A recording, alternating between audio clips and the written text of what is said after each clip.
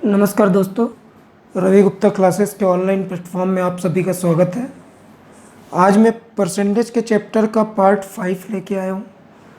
Percentage के chapter का part 5 ये परीक्षा से संबंधित कुछ प्रश्न हैं। पहला प्रश्न देखते हैं। एक परीक्षा में उत्तीर्ण होने के लिए 36% होना चाहिए।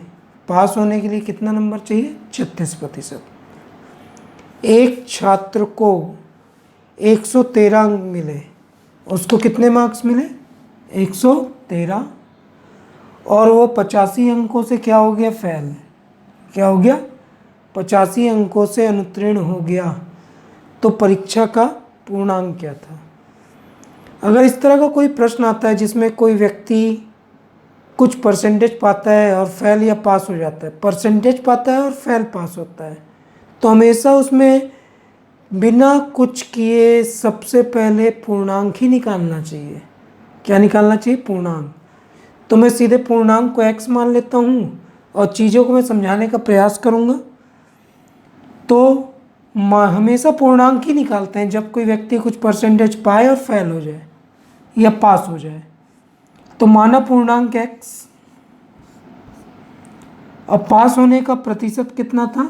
36। एक छात्र 113 नंबर पाता है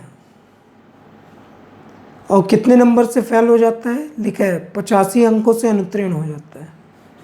तो एक कॉमन सी बात है, अगर किसी व्यक्ति को पास कराना है, क्या कराना है? पास, तो उसको यहाँ पर और 85 नंबर देना पड़ेगा। वो पाया कितना था? 113। कितने नंबर से फेल है? 85।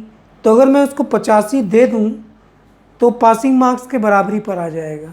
तो इसलिए x का 36% बराबर 113 प्लस 85, ये हो गया। अगर मैं उस व्यक्ति के नंबर में 85 नंबर जोड़ दूं तो किसके बराबर हो जाएगा? पासिंग मार्क्स के बराबर।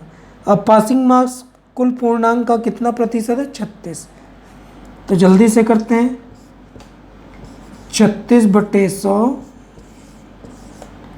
बराबर 198 जोड़ेंगे तो एक स्टेप इधर कर लेते हैं, ट्रांसफ़र। x बराबर 198 गुणे 100/36। काटेंगे 36 से, जैसा भी आपको समझ में आता है। 18 से काटिए, 18 दूनी 36, फिर 18 दूनी 36, 22 बनेगा। कैलकुलेट करने पर अंतिम रूप से उत्तर होगा 550। काटेंगे तो 550 बनेगा। तो यहाँ पूर्णांक कितना प्राप्त होगा? 550। जल्दी से अगला प्रश्न देखते हैं। एक परीक्षा में उत्तीर्ण होने के लिए अधिकतम 40% होना चाहिए। मोहन को 370 अंक प्राप्त हुए। कितना प्राप्त हुआ? 370। और वह 50 अंक अधिक प्राप्त किया। कितना अधिक प्राप्त किया? 50। तो उसने 370 अंक प्राप्त किए और न्यूनतम प्राप्तांक से कितना अधिक प्राप्त किया? 50। तो परीक्षा का पूर्णांक क्या होगा? तो इस तरह के प्रश्नों में हमेशा पहले पूर्णांक ही निकालते हैं। तो सबसे पहले मैं इधर साइड से हल कर रहा हूँ। तो माना पूर्णांक x और अधिकतम कितने प्रतिशत है पासिंग? 40। उसने 370 नंबर पाए और कितना ज़्यादा पा गया? 50। अगर मैं इस 370 में से 50 को घटा दूं, क्योंकि उसने ज़्यादा पाया है, अगर मैं इस 370 में से 50 को घटाऊं तो किस मार्क्स पे पहुंच जाएगा? पासिंग मार्क्स पर। तो 370 में से हम 50 घटाएं तो किसके बराबर उसके मार्क्स हो जाएंगे? पासिंग मार्क्स के। और आगे कैलकुलेट किए, 40/100 और इधर घटाए तो 320। अब इस साइड में आ रहा हूँ, उसी इक्वेशन को लेकर के। काटना हो तो काट लीजिए, जैसा आपको सुविधाजनक लगता है। तो अगर इसको यहाँ पे काटा जाए तो ये बना 2/5 और इधर बराबरी पर 320 और x बराबर फाइनली किए तो 320 गुणे 5/2 काटा गया 160, 2 से काटे 32 को 160, 16 पंचे 80।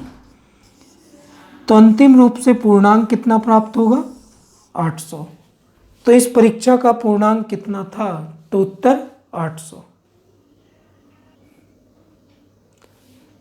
जल्दी से अगला प्रश्न देखते हैं। एक छात्र 30% अंक प्राप्त करके 5 अंकों से अनुत्तीर्ण हो जाता है। ये हुआ पहला छात्र। प्रतिशत कितना पाता है? 30। और कितने अंकों से अनुत्तीर्ण हो जाता है? 5। मैंने बोला इस तरह का कोई भी प्रश्न आए तो हमेशा इस बात का ध्यान रखेंगे कि पहले किसी भी हाल में पूर्णांक ही निकालते हैं, क्योंकि वो परसेंटेज पा के पास या फेल हो रहा है। तो कुछ परसेंट पा के 5 नंबर से फेल हो गया, तो इसके लिए अगर मैं बोलूं कि माना पूर्णांक अगर x था और परसेंटेज था उसका 30, ध्यान दीजिएगा बहुत इंपॉर्टेंट है, उसका प्रतिशत था 30, तो पहला विद्यार्थी 30% पाता है और फेल हो जाता है। कितने अंकों से फेल हो जाता है? 5। कितने अंकों से फेल होता है? 5। तो हम जानते हैं अगर उसको 5 नंबर दे दिया जाए तो क्या हो जाएगा? पास। तो ये क्या है? x का 30% प्लस 5, 5 मतलब हमने उसको पास कर दिया। कितना नंबर दे करके? 5। बराबर पर किताबों में लिखा जाता है, उसके पीछे मैं कारण बताऊंगा अभी। दूसरा विद्यार्थी कितना पाता है? 40। और वो न्यूनतम अंकों से कितना अधिक पाता है? 10। तो दूसरा जो व्यक्ति 40% पाता है और 10 नंबर अधिक पाता है, तो अगर उसके कुल पूर्णांक के 40% में से वो अधिक पाया, अगर उसके 10 नंबर को कम कर दें, तो ये क्या था? तो ये पहले व्यक्ति का पासिंग नंबर था, उसको पास होने के लिए 5 नंबर चाहिए था। और ये दूसरे व्यक्ति का क्या था? वह 40% पा के ज़्यादा पा गया था, तो हमने 10 कम कर दिया, तो ये भी क्या हो गया? Passing marks. तो ये भी न्यूनतम प्राप्तांक हुआ और ये भी, इसलिए दोनों क्या हो गए? बराबर। पता है, जैसा भी आपको करना हो देख लीजिए। x एक तरफ ले जाइए, बाकी को एक तरफ ले जाइए। तो यहाँ डायरेक्ट करते हैं 30x/100। ये 40 को मैं इधर ले आता हूँ, डायरेक्ट कर रहा हूँ, तो -40x/100। यहाँ पे माइनस का 10 था और ये प्लस का इधर जाके ट्रांसफ़र होगा, तो माइनस का क्या हो जाएगा? 5। जल्दी से घटाएंगे। एलसीएम कितना बना? 100। 30 में से 40 माइनस हुआ और इधर माइनस का 15।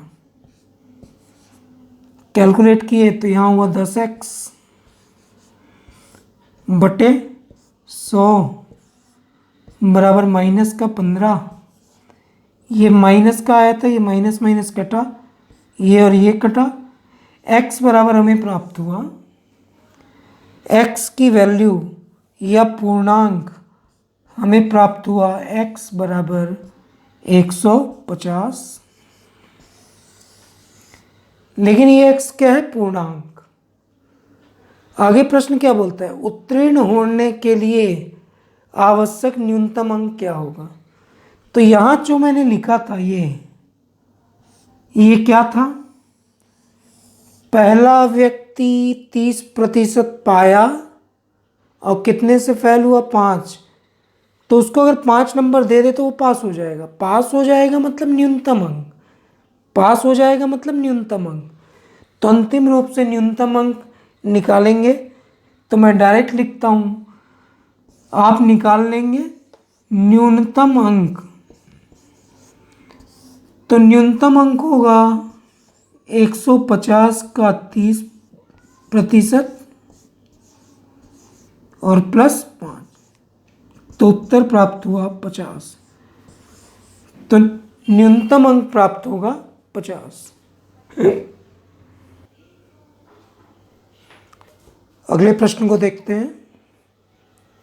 एक परीक्षा में मोहन ने 42% अंक प्राप्त किए और न्यूनतम अंक से 15 अधिक प्राप्त किए। प्रतिशत में उसने कितना पाया? टोटल 42। और कितने अंक अधिक पाया? न्यूनतम प्राप्तांक से कितना अधिक पाया? 15। तो हम इसको लिख सकते हैं, कुल मार्क्स का 42%, डायरेक्ट कर रहा हूं मैं, 42/100। और इसने 15 नंबर ज़्यादा पाया, तो इसके 15 नंबर को हम क्या कर दें? माइनस। तो ये कौन सा मार्क्स बन गया? न्यूनतम। कुल पूर्णांक का 42% पाता है और ज़्यादा पा जाता है, तो उस ज़्यादा नंबर को अगर हम लोग कम कर दें तो पासिंग मार्क्स हो गया। जबकि राम ने 36% पाया, तो ये हुआ 36/100। और वह 39 अंकों से फेल हो गया।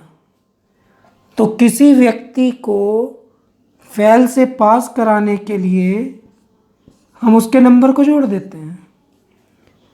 तो पास कराने के लिए हमने उसको 39 नंबर दे दिया, और तो ये क्या बन गया? Passing marks. और ये भी क्या बन गया? Passing marks. x को एक तरफ ले लीजिए, 42x/100 इधर आके माइनस हो जाएगा, तो 36x/100। और यहाँ पर 39, ये माइनस का 15 इधर जाके क्या हो जाएगा? प्लस का 15। जल्दी से हल कर लीजिए खुद, ज़्यादा समय नहीं लगना चाहिए। डायरेक्ट कर रहा हूँ। एलसीएम बनेगा 100, दोनों का सेम है। 42 में से 36 माइनस करेंगे, क्योंकि माइनस है तो 6x बनेगा ऊपर में, और इधर हमने जोड़ा तो 39 और 15 जोड़ के होता है 54। अंतिम रूप से हमने हल किया तो x बराबर 54 × 100 और बटे 6, काटे 9 × 6 = 54, तो x बराबर प्राप्त हुआ 900। और ये 900 क्या है? x मतलब हमेशा पहले पूर्णांक निकालते हैं, तो यहाँ परीक्षा का पूर्णांक कितना था? तो उत्तर 900। जल्दी से अगला प्रश्न देखते हैं। आजकल ये प्रश्न बहुत ज़्यादा पूछे जाते हैं, इसलिए इस पे विशेष ध्यान रखिएगा। इसका बहुत ज़्यादा कॉन्सेप्ट ना बताते हुए अगर मैं इसके एक शॉर्टकट की बात करूं, तो ये एक शॉर्टकट होता है अलग प्रतिशत प्लस अलग प्रतिशत माइनस कॉमन। अलग अलग 2 प्रतिशत दिए होंगे और एक कॉमन प्रतिशत दिया होता है, और बस केवल इस बात का ध्यान रखना है कि यहाँ पे प्रतिशत बस का प्रयोग करेंगे, और जोड़ना घटाना हमेशा समान राशियों के बीच होता है। कैसे होता है? समान राशियों के बीच। तो आप जोड़ना घटाना जो भी करेंगे, राशियां बस समान रखिएगा, इस बात का ध्यान रखेंगे, बाकी इस तरह के प्रश्नों के उत्तर आ जाते हैं। तो देखते हैं, किसी परीक्षा में 80% छात्र अंग्रेजी में, 80% छात्र अंग्रेजी में, 85% छात्र गणित में उत्तीर्ण हुए। एक सब्जेक्ट अलग है 80% अंग्रेजी, तो एक अलग सब्जेक्ट है प्रतिशत का अंग्रेजी। फिर लिखता है 85% छात्र गणित में, तो 85% छात्र किस में? एक अलग सब्जेक्ट में, गणित में, और दोनों क्या थे? उत्तीर्ण। 75% छात्र दोनों विषय में, दोनों विषय मतलब हुआ कॉमन, दोनों विषय मतलब हुआ कॉमन, और वो भी क्या था? उत्तीर्ण। तो यहाँ राशियाँ क्या हैं? अंग्रेजी एक अलग सब्जेक्ट, गणित एक अलग सब्जेक्ट है, उसमें उत्तीर्ण। दोनों विषय मतलब कॉमन, वो भी क्या है, उत्तीर्ण। तो यहाँ हमारा कॉन्सेप्ट आया सारी राशियां समान है, पास पास पास, उत्तीर्ण। तो पहला एक अलग सब्जेक्ट लेते हैं, पी पास। किसमें पास? अंग्रेजी में। 80% plus P pass 85% minus common, वो भी पास ही था, पास दिया हुआ, पी पी मतलब पास 75%। जब इसको हमने हल किया, इसको हम जब पूरा हल करेंगे तो अंतिम रूप से उत्तर कितना प्राप्त होगा? इसको पूरा हल करने पर हमें प्राप्त होगा पी। पी मतलब पास। तो पी के रूप में हमें प्राप्त होगा 90%। कितना प्राप्त होगा? 90। पास पास पास, तो अंतिम रूप से उत्तर कितना प्राप्त हुआ? 90% पास। जब आप इसे हल कर लें तो एक दूसरा रिजल्ट अपनी मर्जी से हमेशा लिखेंगे, हमेशा, ताकि आपको सहूलियत हो। फेल कितने प्रतिशत? 10। इसको हल किया हमने, अलग अलग माइनस कॉमन, अंग्रेजी अलग 80 पास, गणित अलग 85 पास, और दोनों विषय मतलब कॉमन, वो भी पास। हमने हल किया तो पास पास पास हल करेंगे तो आएगा 90% पास। तो फेल कितना हुआ? 10%। अब प्रश्न आगे लिखता है 40 छात्र दोनों विषय में क्या? फेल। कितना? फेल। तो माना कुल संख्या विद्यार्थियों की x, और उसमें से फेल कितने हैं? 10%। ये दिख रहा है 10/100। ये 90% क्या है? पास। और ये 10% क्या है? फेल। तो कुल संख्या का 10%,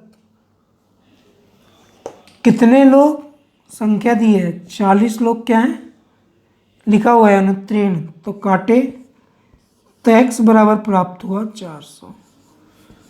तो ये x मतलब क्या है? कुल छात्रों की संख्या। तो उस परीक्षा में कुल छात्र कितने थे? तो उत्तर 400।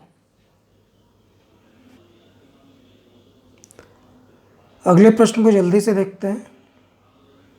42% छात्र गणित में, 52% छात्र अंग्रेजी में अनुत्तीर्ण हुए।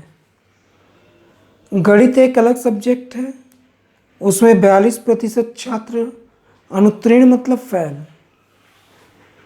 अंग्रेजी एक अलग सब्जेक्ट है, 52% छात्र, वो भी क्या? फेल। तो हमारे पास दो अलग अलग यूनिट दी है। फेल की यूनिट है 42, ये अलग सब्जेक्ट हुआ। एक और यूनिट है फेल की 52, ये हुआ अंग्रेजी का। और आगे लिखता है 17% छात्र दोनों विषय में, दोनों विषय मतलब कॉमन, और वो भी क्या है? अनुत्तीर्ण। तो जोड़ना घटाना हमेशा किसके बीच होता है? सेम यूनिट होनी चाहिए। तो कॉमन भी फेल है, कितने %? 17। तो इसमें मान रखा हमने अलग प्लस अलग माइनस कॉमन। जल्दी से जोड़े, 42 और 52 होता है 94। 94 में से 17 माइनस करेंगे, 94 में से 17 माइनस करेंगे तो फेल का परसेंटेज आएगा 77। मैंने बोला हमेशा इसका एक अपोजिट लिख लेते हैं। तो अगर फेल 77 आया, फेल फेल फेल, तो उत्तर फेल आएगा 77। तो आप एक यूनिट और लिखेंगे पास। तो अगर 77 फेल हैं तो पास कितने होंगे? 23। अब उसी प्रश्न में आगे बढ़ते हैं। लिखता है दोनों विषय में 46 छात्र क्या थे? पास, उत्तीर्ण। तो कुल छात्रों की संख्या अगर x है और उसमें पास होने वालों का प्रतिशत कितना है? 23। तो 23/100। कुल छात्रों का 23% पास हैं और उनकी संख्या कितनी है? 46। तो कैलकुलेट करेंगे तो अंतिम रूप से 46 × 100, और बटे 23, जल्दी से काटे, 23 दूनी 46। तो x का उत्तर या कुल छात्रों की संख्या कितनी प्राप्त होगी? 200।